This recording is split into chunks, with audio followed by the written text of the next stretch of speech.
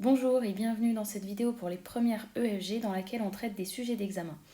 Nous sommes en juin 2019 et on va faire la deuxième vidéo sur 3 de la partie 2, c'est-à-dire la question 4.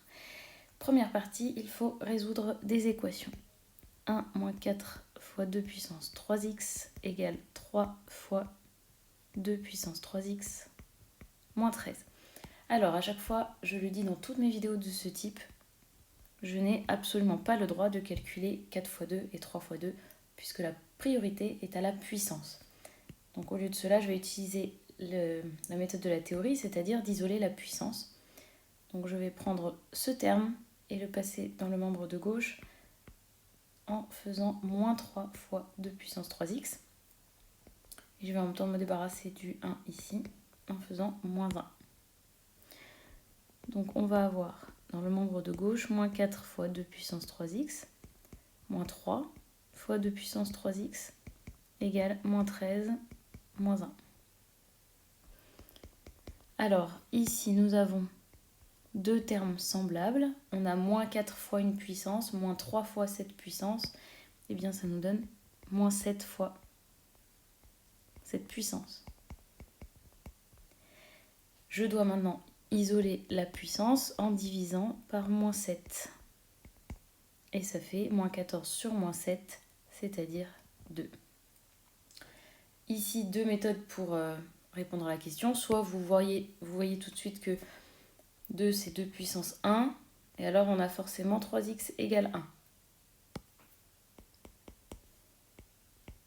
Et on obtient x égale 1 tiers.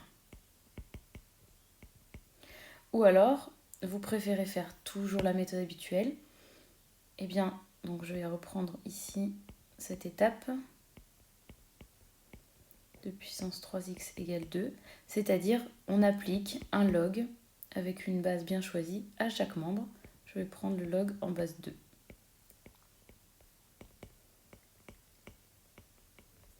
On va utiliser les formules de la théorie pour simplifier. Donc, d'une part, ici, l'exposant peut venir devant le log. Et d'autre part, un log d'une base de cette même base fait 1. Donc, je vais avoir ici 3x. Je suis toujours au crayon, c'est la deuxième méthode.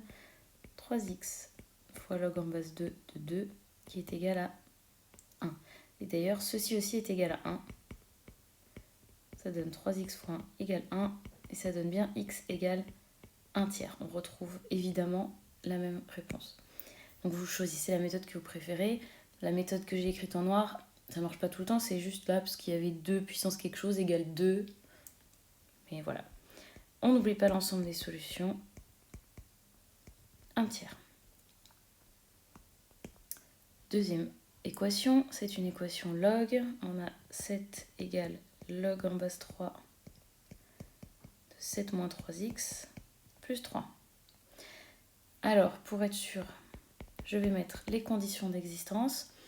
Donc, ce qui se trouve à l'intérieur d'un log ne doit pas être négatif, donc il doit être en tout cas strictement positif. Donc, je vais avoir moins 3x qui est plus grand que moins 7. Et attention, je divise par moins 3 qui est un négatif, donc je change le sens. Et moins 7 sur moins 3, ça fait 7 tiers. Voilà, alors la méthode c'est d'abord d'isoler le log. Donc je vais faire moins 3, ça fait 4 égale log en base 3 de 7 moins 3x. Maintenant mon log est isolé, je vais appliquer une exponentielle de base 3 puisque c'est un log en base 3. Donc je l'applique à chaque membre. Et ici 3 exposant 4. 3 exposant 4, ça fait 81. Et ici, on va utiliser les formules de la théorie. Si j'ai une puissance avec un log de la même base, eh bien, je peux simplifier. Il reste seulement 7 moins 3x. Et il nous reste maintenant à isoler x. Donc, on va faire moins 7. Donc, on a 74 égale moins 3x. On divise par moins 3. Et on a x égale moins 74 sur 3. Et on n'a pas de simplification possible. On va vérifier avec les conditions d'existence. c'est bien plus petit que 7 tiers, donc tout va bien. Et on a moins 74 tiers. Deuxième partie de cet exercice. Sachant que log A égale 3 et log B égale moins 2, calculez. Alors faites attention, s'il vous plaît. On ne vous demande pas de calculer A. On vous dit que log A égale 3 et que log B égale moins 2. Donc en aucun cas, vous n'avez à calculer A ou B. Donc on a ça d'une part et on a ça d'autre part. C'est un exercice un peu typique qui tombe plusieurs fois quand même. Réviser ça, c'est vraiment des points faciles. Il faut juste utiliser les propriétés du cours. Alors, on a log de A carré sur B. Donc je ne peux absolument pas dire que c'est log de 3 au carré sur moins 2. Le A, c'est pas 3, c'est le log de A. Donc il faut trouver un moyen de modifier l'écriture pour pouvoir faire apparaître log A et log B. Alors je vais utiliser ma propriété du cours qui dit, je l'écris là dans un coin, que le log d'un quotient, ça va être la différence des logs. Donc je vais écrire log de A au carré moins log de B. Log de A au carré, donc je ne peux pas dire que c'est 3 au carré. Le A au carré est à l'intérieur du log. On a la propriété du cours qui dit que je peux ici mettre l'exposant devant. Donc je vais avoir 2 log A moins log B. Et enfin, arrivé à cette étape, je découvre les éléments de l'énoncé. J'ai log B d'une part, et ici j'ai log A d'autre part. Donc je peux remplacer 2 fois 3 moins 2. Et il ne me reste plus qu'à calculer. Ça fait 6 plus 2 et ça fait 8.